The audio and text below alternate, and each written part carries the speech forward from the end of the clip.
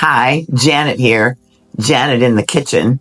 So I'm thinking about nutrition and I want to bust 5 myths that I keep hearing from clients and friends and family. And I thought maybe you're grappling with this too. So by the end of this video, I want you to be able to walk away with 5 best practices that you can use right away. You may already be doing some of these things right, but social media has a tendency of giving attractive, tasty, bad advice, unfortunately. Many times I have seen these, for example, beautiful, young fitness models doing 10 kinds of sit-ups, planks, crunches, and they're telling you, this is what you have to do to have my abs. It's ridiculous. Here's the truth, and she won't tell you, but I will. Everybody has abs. Even you. There's a layer of body fat that hides them, and fat loss will reveal those beautiful muscles. So abs are truly made in the kitchen, that is the saying, because abs require losing fat for them to actually show up. I did ab crunches for years, and not until I lost enough body fat did they ever show up. And then, only really when I was ready for the stage, because I do like my treats also. So folks, I'm a healthy living lifestyle person, and I am on the doorstep of turning 70. This gives me experience and street cred to be able to talk about this fairly and honestly. So let's debunk those 5 top myths about nutrition and healthy aging and uncover what really works. For decades, myth number 1. Low-fat diets are best for longevity. Poor fat. For decades, fats were painted as the villains in our diet, blamed for weight gain and heart disease. But the truth is, it's about choosing the right fats. Healthy fats like those in avocados and nuts and salmon are essential for brain health. Did you know that the brain is made up 60% of fat? Omega-3s help protect against cognitive decline. And fats also play a key role in hormone balance and reducing inflammation. Without them, your body can't produce the hormones that regulate mood, metabolism, and then chronic inflammation runs amok. Here's a pro tip. Drizzle olive oil on your salad and snack on a handful of walnuts. Small changes like this make a huge difference. Myth number 2. Protein is only for bodybuilders. You seriously think that protein is just for gym buffs? Of course you don't.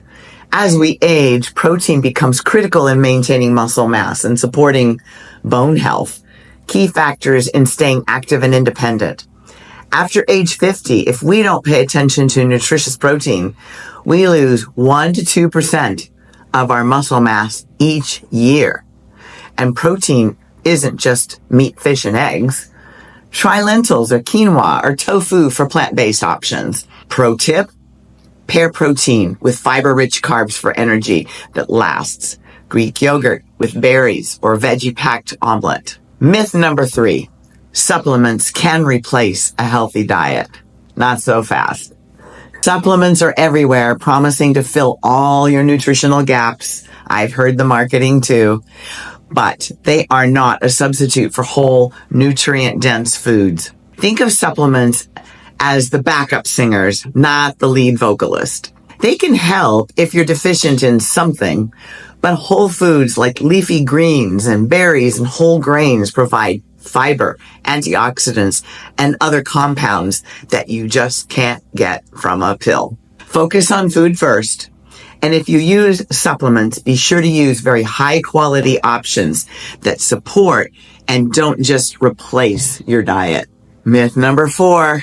This is my favorite. Carbs are the enemy. Oh boy, for the last 20 years, carbs has really gotten a bad rap. And it's too bad because guess what muscles like to eat? Carbs. And if they don't get fed, they aren't going to grow. So they need both protein and carbs to really efficiently grow and get stronger. Also, not all carbs are created equal. While refined carbs like white bread, sweets, baked goods can spike your blood sugar and can cause weight gain if overconsumed. Complex carbs like whole grains, sweet potatoes, and legumes like lentils and chickpeas are packed with fiber and nutrients that fuel your brain and your body. They love it. A simple swap: trade pasta for quinoa or opt for whole grain bread. Keep your energy high and your brain sharp. Carbs are your friend. Just use them wisely. Myth number 5. You can skip meals for longevity.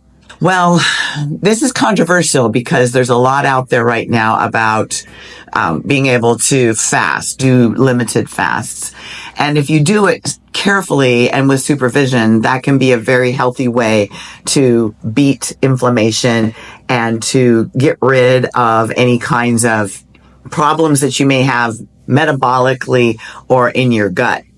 But it has to be done carefully. Skipping meals, especially breakfast, might seem like a quick way to reset, but it can backfire. And I've done it. So I'm not just telling you what I've heard. I'm telling you what I know.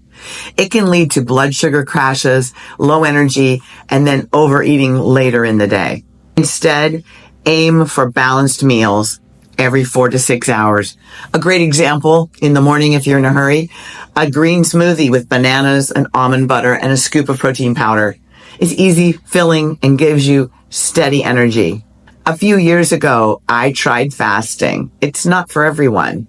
If your doctor or nutritionist thinks it's a good idea, then give it a try. I say try everything. Just give a limit on it and write down how you are, what you weigh, your measurements, whatever you want to use as a metric at the beginning, and then do it for a month without delay. And then at the end, measure again. Do you know what happened to me? I lost 3 pounds of muscle mass when I did a fast for a month, which was 12 hours on, 12 hours off. So I knew it wasn't for me as a bodybuilder. I need to eat the 4 to 6 meals. But I also know that some people have really done well with it. So it's something you need to talk to your nutritionist, your doctor, whoever you trust in that area, maybe even your trainer if they have expertise in that area.